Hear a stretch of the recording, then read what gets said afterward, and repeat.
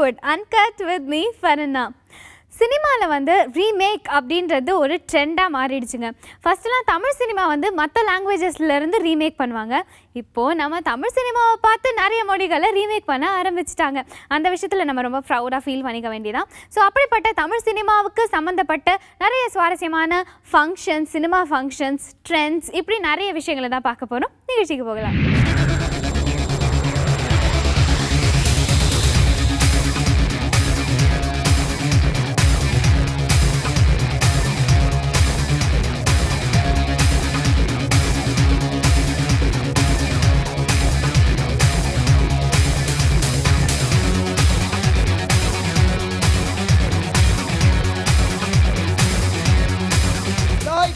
Camera, rolling, music!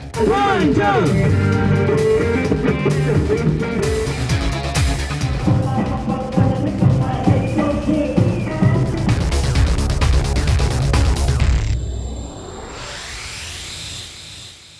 சதுரங்க வேட்டைன்னு சூப்பரான ஒரு படம் ரிலீஸ் ஆகி ரொம்ப பரபரப்பாக போய்கிட்டு இருக்குங்க. படத்தோட ஹீரோ நட்டி. இவர் வந்து ஹிந்தியில் செம்ம ஃபேமஸான கேமராமேன்.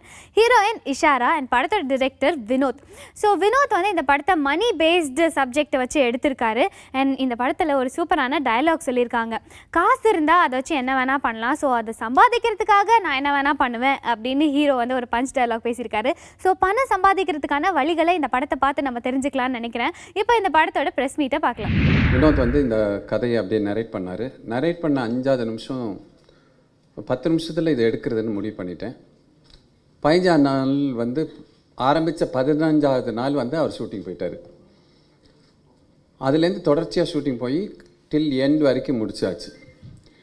எப்போதுமே இப்போ உள்ள காலகட்டங்களில் ஒரு கதை கண்டுபிடிக்கிறதுங்கிறது ரொம்ப பெரிய கஷ்டமாக இருக்குது. அதை விட அந்த கதையை திரைப்படமாக்குறதும், அதை விட அதை வெளியேறதும் ரொம்ப கஷ்டமாக இருக்குது. பட் இந்த மாதிரி இடத்துல ஒரு படைப்பாளியாக எனக்கு கை கொடுத்த திரு லிங்குசாமி பிரதர்ஸுக்கு இந்த நேரத்தில் நன்றி சொல்லணும். அவருடைய வெற்றிக்கான காரணம் வந்து நல்ல படைப்பை தேடி தேடி போய் விலை கொடுத்து வாங்கி தன்னுடைய பேனரில் வெளியேறது தான் வந்து அவருடைய வெற்றிக்கான இன்றைய வெற்றிக்கான காரணம். அதுக்கு முதல்ல ரசனை தேவை. ரசனம் இருந்தால் தான் வந்து இதெல்லாம் வந்து கண்டுபிடிக்க முடியும். அவர் வந்து கிட்டத்தட்ட ஒரு இப்போது சமீப கால வந்த படங்களில் ஒரு கிட்டத்தட்ட 40 to 50 படங்கள் பார்த்துருக்காரு. அந்த பார்த்த படங்களில் இந்த படம் பிடிச்சி தான் அவருக்கு வாங்கியிருக்காரு. இது என்னென்னா, ஒரு என்ன மாதிரி ஒரு சிறிய தயாரிப்பாளருக்கு பெரிய மலையை தூக்கி வச்ச மாதிரி இது டக்குன்னு ஒரு பெரிய பேனரில் இது வெளியிடுறது ரொம்ப சந்தோஷமாக இருக்குது. ஏன்னா அவங்க எங்கே கொண்டு போய் சேர்க்கணுமோ திரு போஸ் அவர்கள் வந்து அதுக்கான முழு முயற்சியில் ஈடுபட்டுருக்காரு. இந்த படத்தில் வந்து முக்கியமான ஒரு விஷயம், நான் நடிக்கலை, அதனால் நீங்களாம் தைரியமாக பார்க்கலாம். உங்களுக்கு ரொம்ப சந்தோஷமாகவும் இருக்குன்னு நினைக்கிறேன். ஏன்னா இந்த படத்தில் அவர் வந்து முதல்லையே சொல்லிட்டார், நீங்கள் இல்லைங்கிற மாதிரி சொன்னது மட்டும் இல்லை, நான் இல்லாதது என்கிட்ட கதை சொல்ல வரவங்களே நீங்கள் உங்களுக்கு ஒரு கேரக்டர்னு சொல்லும்போதே அந்த கதை எனக்கு ஒரு மாதிரி இச்சிங் ஆயிடுது. அது வந்து என்னை பேசிஃபை பண்ணுறதுக்காக வர மாதிரி ஆயிடுது. அது வந்து எனக்கு பிடிக்கல. மொத்தமில்ல கதையாக இருக்கணும். அந்த கதைக்கு யாரை போடணுங்கிறது அந்த இயக்குனருடைய கடமை. அது கண்டிப்பாக அவங்க செய்வாங்க. அதனால் இந்த படத்தில் நீங்கள் பார்த்தீங்கன்னா இளவரசு, பொன்வண்ணன் இந்த மாதிரி 1-2 பேரை தவிர பாக்கி எல்லாருமே வந்து நியூ ஃபேஸஸ். அவங்களுக்கெல்லாம் வந்து அந்தந்த கேரக்டராகவே வாழ்ந்திருக்காங்க. அவங்களுக்கு வந்து கொடுக்கப்பட்ட ரோல் என்னத்துக்கு ஜஸ்டிஃபை பண்ணுமோ அது கண்டிப்பாக பண்ணியிருக்காங்க. ஒரு படம் எடுக்கிறது, அதை வந்து என் இஷ்டத்துக்கு தான் எடுப்பேன், அதை நீங்கள் பார்த்தாகணும் அப்படிங்கிற ஒரு ஆணவத்தோடு அணுகாமல் எல்லோரும் பார்ப்பாங்க, ரசிப்பாங்க அப்படிங்கிற கான்ஃபிடென்ட்டோட எல்லா இன்க்ரீடியன்ட்ஸும் இருக்குது. அதில் காமெடி, சென்டிமெண்ட், சினிமாவுக்கு தேவைப்படுற சாங், இது எல்லாத்தையுமே சரிசமமாக கொடுத்து நம்மளை ஆரம்பத்துலேருந்து இறுதி வரையும் கட்டி போட வச்ச ஒரு படம் தான் சதுரங்க வேட்டை. அந்த அளவுக்கு இந்த படத்தினுடைய ஒவ்வொரு ஒரு ஆழமான டயலாக், சும்மா மேலெழுந்த வாரியாக சொல்கிற ஒரு விஷயம் கிடையாது, சும்மா சொரிஞ்சிட்டு போகிற ஒரு ஜோக்கு மாதிரி இல்லை, ஒன்று சிந்திக்க வைக்கிறதா இருக்குது. அதில் வந்து கடைசியாக வந்து ஒரு பாசிட்டிவ் முடிவு கொடுத்துருக்காரு. அதுதான் இதனுடைய மிகப்பெரிய ஒரு அருமையான ஒரு விஷயம். ஏன்னா எல்லாருக்குமே அந்த கேரக்டர் பிடிக்கும். ஆனால் படம் வெளியே வந்தோடனே வந்து பல கான்ட்ரவர்சி கற்று வரும். ஆனால் அதுக்கெல்லாம் நிறைவாக அருமையாக படத்தை முடித்த இந்த வினோத் அவர்களை மீண்டும் மீண்டும் பாராட்டி இது வந்து மிகப்பெரிய வெற்றியடைய என்னுடைய வாழ்த்துக்களை தெரிவித்துக்கிறேன். First of all I thanks to my guru cameraman Saravan sir. அவர் இல்லைன்னா நான் இங்கே கிடையாது. அப்புறம் ரெண்டாவது மனோபல சாருக்கு பெரிய தேங்க்ஸ் சொல்லணும். அப்புறம் லிங்குசாமி சார், மேடையில் இருக்கிற அனைவருக்கும். ஃபர்ஸ்ட் ஆஃப் ஆல் இந்த படம் ஃபஸ்ட்டு கதை கேட்டு ஃபஸ்ட்டு வினோதோட உட்காந்து பேசும்போது ஏதோ நரேட் பண்ண ஆரம்பித்தார். எனக்கு நம்ம வழக்கமாக நாங்கள் நிறைய டிவிடிஸ் எல்லாமே பார்த்துட்ருப்போம். ஸோ அந்த மாதிரி எதுவுமே இல்லாமல் ஃப்ரெஷ்ஷாக இருந்துச்சு டோட்டலாகவே. ஸோ அந்த ஒரு விஷயம் தான் எனக்கு ரொம்ப ஸ்ட்ராங்காக பட்டுச்சு. இந்த படம் கண்டிப்பாக வினோத் கூட பண்ணணும்னு சொல்லிட்டு. இப்போ தமிழ் சினிமாவில் இன்னொரு நியூ வேவ் வந்திருக்கு இல்லைங்களா, லாஸ்ட் ஒரு 4-5 இயர்ஸ் 6 இயர்ஸாக.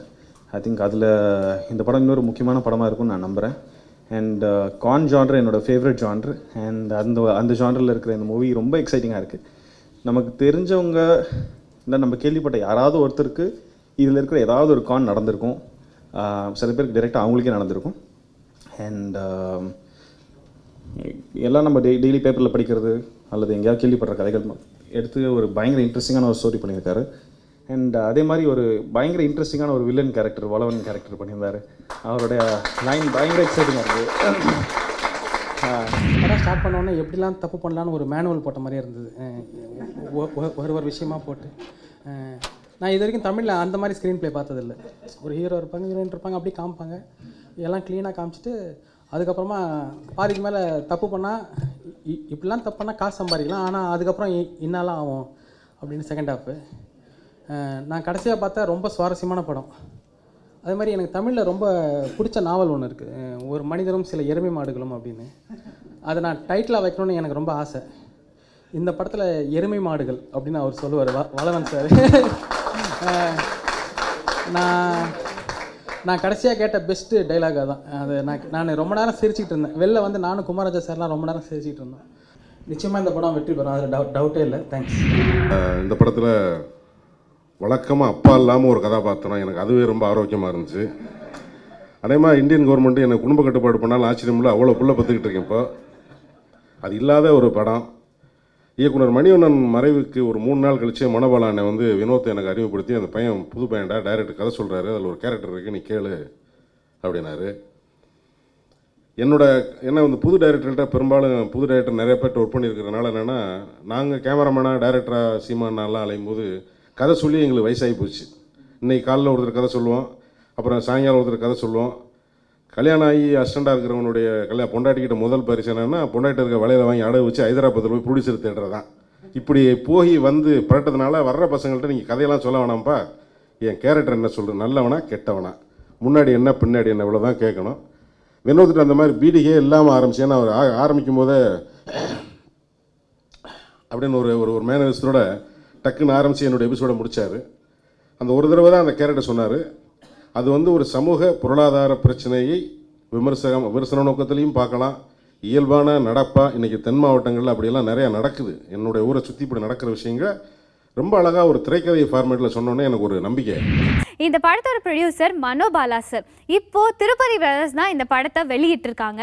இந்த படத்தோட ப்ரெஸ் மீட்டுக்கு எல்லாருமே ஒயிட் அண்ட் ஒயிட்டில் வந்திருந்தாங்க. ஏன் அப்படின்னு கேட்டால், இது ஒரு யதார்த்தமான படம், அதுக்கேற்ற மாதிரி நாங்களும் யதார்த்தமாக வந்திருக்கோம் அப்படின்னு சொல்லியிருந்தாங்க. அண்ட் அது மட்டும் இல்லாமல் படத்தில் வர டைலாக்ஸ் ஒன்றும் நச்சுன்னு இருக்குங்க, ரொம்பவே பெருசாக பேசப்பட்டிருக்கு. அண்ட் இளம் டிரெக்டர்ஸ் எல்லாருமே இந்த படத்தை பார்த்து ரொம்பவே பாராட்டியிருக்காங்க.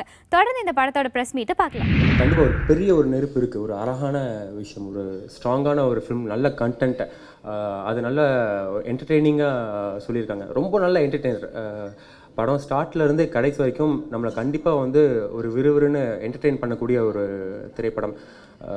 வினோத்க்கு என்னுடைய வாழ்த்துக்கள். இப்போ வினோத் சொல்லும்போது சொன்னார், சார் ஸ்கிரிப்டில் வந்து டோட்டலாக ஒரு ராங் கேரக்டரை பற்றி ஒரு ஸ்கிரிப்ட் போய்கிட்டே இருக்குது. ஒரு எண்டில் அந்த கேரக்டர் வந்து பாசிட்டிவ்க்கு மாறணும் அல்லது ஏதோ ஒன்று முடிவுக்கு வரணும். வரும்போது எனக்கு ஒரு கேரக்டர் தேவைப்படுது. அந்த கேரக்டர் வந்து ரெண்டு எண்டு இருக்குது. ஒன்று ஹீரோயின், இன்னொரு டைமென்ஷனில் இன்னொரு கேரக்டர், நீங்கள் பண்ணுற கேரக்டர். அந்த கேரக்டர் வந்து ஒரு ஜென்யூனாக இருக்கணும், அது சொல்கிற வார்த்தைகள் ஜென்யூனாக இருக்கணும், அது ரொம்ப முக்கியமாக இருக்குது. அதனால் எனக்கு அந்த பர்சனாலிட்டி வந்து வெறும் ஆக்டிங் அப்படிங்கிறத விட அந்த பர்சனாலிட்டி மேலே ஒரு ஃபீல் இருக்கணும், ஒரு உருவமாக அந்த மேலே நம்பிக்கை, அந்த சொல்கிற வார்த்தையும் பர்சனலாகவே அந்த கேரக்டருக்கு அந்த ஒரு ஃபீல் இருந்தால் அது முழுமையடையும் அப்படின்னு. இந்த சொன்ன வார்த்தை எனக்கு பிடிச்சிருந்தது. வெறுமனே ஒரு கேரக்டரை பற்றி சொல்லாமல் ஒரு கேரக்டருக்கு உள்ளார்ந்த ஒரு நடிகனை செலக்ட் பண்ணும்போது அந்த நடிகர்கள் மேல் ஒரு கேரக்டர் உட்காரும்போது பர்சனலாக அந்த நடிகனுக்கு இருக்கிற ஒரு பாடி லாங்குவேஜும் ஒரு அமைப்பும் அந்த கேரக்டருக்கும் பொருந்தணும். ரெண்டும் ஒரு பாயிண்டில் சந்திக்கும் போது அது வந்து ஒரு முழுமையாக ஒரு வெற்றி அடையுது. அப்போ ஒரு இயக்குனருக்கு வந்து ஒரு வேற ஒரு பார்வை இருக்குதுங்கிற மாதிரி எனக்கு தோணுச்சு. நான் பண்ணுறேன். முதல்ல நான் தரணி சாருக்கு தேங்க்ஸ் சொல்லணும். ஏன்னா அவங்க தான் எனக்கு ஒரு நாள் ஃபோன் பண்ணி வந்து நட்டி ஒரு கதை இருக்குது கேட்குறீங்களா அப்படின்னாரு. கேட்குறேன் சார்ண்ணே. அப்படி தான் எனக்கு வினோத் அவர்கள் வந்து பழக்கமானாங்க. உன்னை யாராவது ஏமாற்றிட்டானா அவனை எதிரியாக நினைக்காத, ஏன்னா ஒரு வகையில் அவனுக்கு குரு மாதிரி. ஏன்னா அப்படின்னாரு. அந்த ஏன்னாக்கு அப்புறம் என்ன சார்னு கேட்டேன். அந்த ஏன்னா தான் இந்த கதை கேளுங்கன்னு சொல்லி ஃபுல் கதையும் கேட்டார். கதை கேட்டு முடித்தோன்னே அவர்கிட்ட நான் ஒன்று தான் கேட்டேன், இவ்வளோ நாள் எங்கே இருந்தீங்க வினோத், எப்போ ஷூட்டிங் போகலான்னு.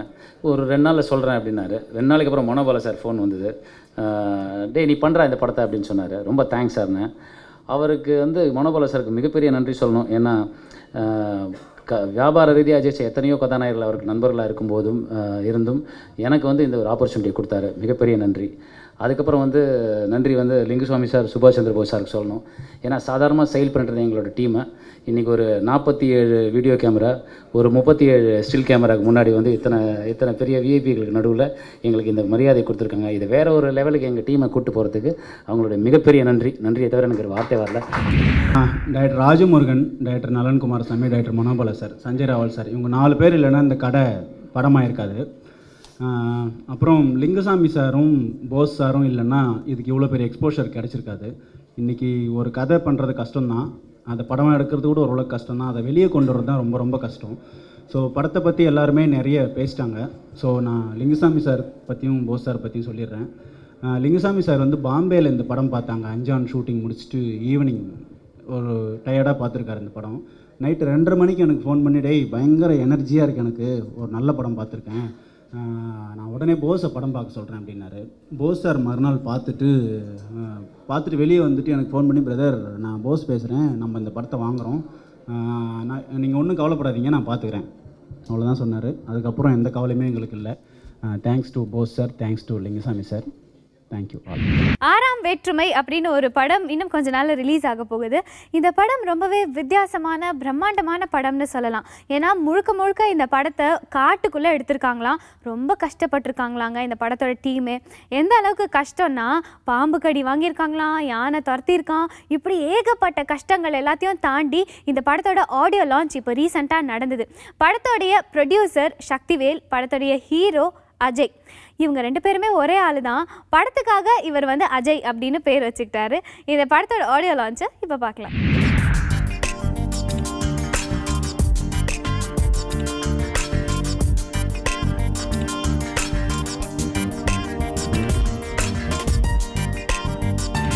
புதுயுகம் தொலைக்காட்சி நேயர்களுக்கு வணக்கம். நான் இசையமைப்பாளர் கணேஷ் ராகவேந்திரா பேசுகிறேன். 6ஆம் வேற்றுமை 7th சென்ஸ் மூவி மேக்கர்ஸ் தயாரித்த இந்த படத்தோட இசை வெளியீட்டு விழா இன்றைக்கி சென்னையில் நடக்குது. அது மூலமாக உங்களை சந்திக்கிறதுல ரொம்ப ஒரு சந்தோஷம். இந்த படத்தை வந்து ஹரிகிருஷ்ணா டைரக்ட் பண்ணியிருக்காரு. இது ஒரு புது முயற்சின்னு சொல்கிறத விட ஒரு புது கதைக்களம், அதில் புது கதைக்களத்தில் உங்களுக்கு ஸ்டில்ஸை பார்க்கும்போதே தெரியும். அதில் ஒரு சக்ஸஸும் பண்ணியிருக்காரு. 4 பாடல், ஒரு தீம் மியூசிக் இருக்குது. யோகபாரதி, மோகன்ராஜ், பத்மாவதி அவங்க எழுதியிருக்காங்க. சாங் வந்து ஒரு 3 சாங் பண்ணியிருக்காரு. அவ்வளோ அருமையாக 3 சாங் நல்லா வந்திருக்கு. படம் பேக்ரவுண்ட் மியூசிக் இன்னும் எக்ஸலண்ட்டாக அவ்வளோ சூப்பராக பண்ணியிருக்காரு. படம் பார்த்திங்கன்னா, படத்தோட கருன்னு பார்த்திங்கன்னா, ஒரு திக்கஸ்ட் ஃபாரஸ்ட்டில் ஒரு மலை சரிவில் இருக்கிற ஒரு இனம் வாழ்ந்துட்டுருக்கும். அந்த இனத்துக்குள்ளே இருக்கிறவன் தான் ஹீரோ. அவருக்குள்ளே ஒரு விஷயம் தோணும், அந்த விஷயத்துக்காக அவர் போராடி ஒரு சில விஷயங்கள்லாம் பண்ணுவார். அதுதான் அந்த படத்தோட கதை. இந்த படம் வந்து பார்த்திங்கன்னா ஃபுல்லாகவும் பார்த்திங்கன்னா மலை மேலே தாங்க. ஒரு 2 மணி நேரம் ட்ராவல் பண்ணி மேலே நடந்து தான் போகணும், நடந்து போய் மேலே தான் ஷூட் பண்ணணும். அந்தளவுக்கு தான் எல்லா லொக்கேஷனுமே. வந்த டெக்னீஷியன் எல்லாருமே வந்து எனக்கு நல்லா சப்போர்ட் பண்ணி, ஜிம்மிச்சிப்பாக இருக்கட்டும், ட்ராக் அண்ட் ரேலி, கிரேனு, லைட்ஸு எல்லாருமே வந்து 2 மணி நேரம் தயங்காமல் எனக்கு டைம் மட்டும் கொடுங்க, நாங்கள் உங்களுக்கு ஏற்றி தரோன்னு சொல்லி எல்லாம் ஃபுல்லாக சப்போர்ட் பண்ணி மேலே ஆஃப்டே நாங்கள் எல்லாம் போய் மேலே ஒரு சீன் பண்ணுறதுக்காக போய் எல்லாம் செட்டில் ஆகிறதுக்கு ஆஃப்டே போய் எடுத்துகிட்டு அதுக்கப்புறம் சீன் எடுத்துகிட்டே இருப்போம். திடீர்னு மழை வந்துடும். அங்கே மழையில் வேறு தங்குறதுக்கு எதுவுமே இருக்காது. அங்கே போய் சில படுதா இதெல்லாம் எடுத்துகிட்டு போய் சில விஷயம்லாம் பண்ணி இந்த படத்தை வந்து நல்லா ஹார்ட் ஒர்க் பண்ணி நல்லா வந்திருக்கு. ஐம் ஹரிகிருஷ்ணா, 6ஆம் வேற்றுமை படத்தோட இயக்குனர். 6ஆம் வேற்றுமை ஒரு டிஃப்ரெண்ட் ஜேர்னலான ஒரு படம். இந்த படத்தோட ஸ்டில்ஸ் பார்த்துருப்பீங்க. நிறைய பேர் இந்த ஸ்டில்ஸ் பார்க்கும்போது ஒரு ஹாலிவுட் படத்தோட சாயலாக இருக்குது, இல்லை ஹாலிவுட் படமாக இருக்குமா அப்படி கூட, ஹாலிவுட் படத்தோட சாயலாக இருக்குன்னு சொல்லி கேட்டாங்க. ஆனால் கண்டிப்பாக இது ஹாலிவுட் படத்தோட சாயலாக இருக்காது. ஆக்சுவலி இந்த 6ஆம் வேற்றுமையோட நாட் என்னன்னு பார்த்தீங்கன்னா மலை சரிவில் அந்த புதருக்குள்ளே மறைந்து வாழ்கிற ஒரு இனம். அந்த இனத்தில் இருக்க ஒருத்தனுக்கு ஒரு டிஃப்ரெண்ட்டான ஒரு தாட், ஒரு திங்க் வருது. அந்த திங்கிங் வந்து அந்த இனத்தை எப்படி மாற்றுது, அவங்களோட நிலைமையை எந்த அளவுக்கு எடுத்துகிட்டு போகுதுங்கிறது தான் அந்த படத்தோட நாட்டு. ஹாய், நான் அஜய். நான் இந்த படத்தோட தயாரிப்பாளர் கம் ஹீரோ. இந்த படத்தோட டைரக்டர் ஹரிகிருஷ்ணா என்னோடய ஃப்ரெண்டு. இந்த படத்தோட மியூசிக் டைரக்டர் கணேஷ் ராகவேந்திரா. இந்த படத்தோட டான்ஸ் மாஸ்டர் பாபி ஆட்டடி பாடியிருக்காரு. யுகபாரதி, மோகன்ராஜன் இவங்கெல்லாம் பாட்டு எழுதியிருக்காங்க. படத்தில் 4 பாட்டு. படம் முழுக்க ஒரு அடர்ந்த காட்டுக்குள்ளே ஒரு மறைஞ்சு வாழ்கிற இடத்துல ஒருத்தனோட எண்ணத்தில் உருவார எண்ணம் தான், அதோட பிரதிபலிப்பு தான் அந்த படத்தோட கதை. இன்னைக்கு காலர் அன்கட்டை நீங்கள் என்ஜாய் பண்ண மாதிரி அடுத்த காலர் அன்கட்லையும் நான் உங்களை மறுபடியும் சந்திக்கிறேன். அதையும் நீங்கள் கண்டிப்பாக என்ஜாய் தான் பண்ண போகிறீங்க. Until then, this is me, Farina, saying bye-bye from Collywood Uncut.